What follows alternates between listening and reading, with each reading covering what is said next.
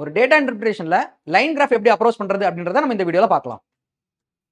So இந்த line graph என்ன represent பண்ணுதுன்னா மேல் அண்ட் ஃபீமேல் விசிட்டர்ஸ் ஜான்ல இருந்து மே வரைக்கும் அவங்க எவ்வளவு விசிட் பண்ணியிருக்காங்க அப்படின்றத இந்த கிராஃப் வந்து நமக்கு ரெப்ரசென்ட் பண்ணுது. கொஸ்டின் என்ன அப்படின்னா number of male visitors in January is what percentage of the number of female visitors in May அப்படின்னு கேட்டிருக்காங்க. இப்போ மேல் விசிட்டர்ஸ் அப்படின்றத ப்ளூல ரெப்ரசென்ட் பண்ணியிருக்காங்க. மேல் விசிட்டர்ஸ் ஜான்வரியில் எவ்வளோ இருக்காங்க 550. இது is what percentage of the number of female visitors in May. மேல ஃபீமேல் விசிட்டர்ஸ் அப்படின்றத ஆரஞ்ச் கலர்ல ரெப்ரசென்ட் பண்ணியிருக்காங்க. எவ்வளோ இருக்காங்க 500. So number of male visitors in January is what percentage of the number of female visitors in May. இதை பர்சன்டேஜ்ல கேட்டிருக்காங்க அப்படின்றனால நம்ம 100ஆல மல்டிப்ளை பண்ணிக்கிறோம். சிம்பிளிஃபை பண்றோம்னா நமக்கு என்ன வந்துடும் 110% அப்படின்றது கிடைச்சிரும். ஸோ இதுக்கான ஆன்சர் ஆப்ஷன் 2 110% இருக்கும். ஸோ இதே மாதிரியா உங்களுக்கான ஒரு கொஸ்டின் வந்து கீழே வச்சிருக்கேன். இதை ஒர்க் அவுட் பண்ணி பார்த்துட்டு இதுக்கான ஆன்சர் என்ன அப்படின்றத இந்த வீடியோக்குள்ள மறக்காம கமெண்ட்ஸ்ல போஸ்ட் பண்ணுங்க.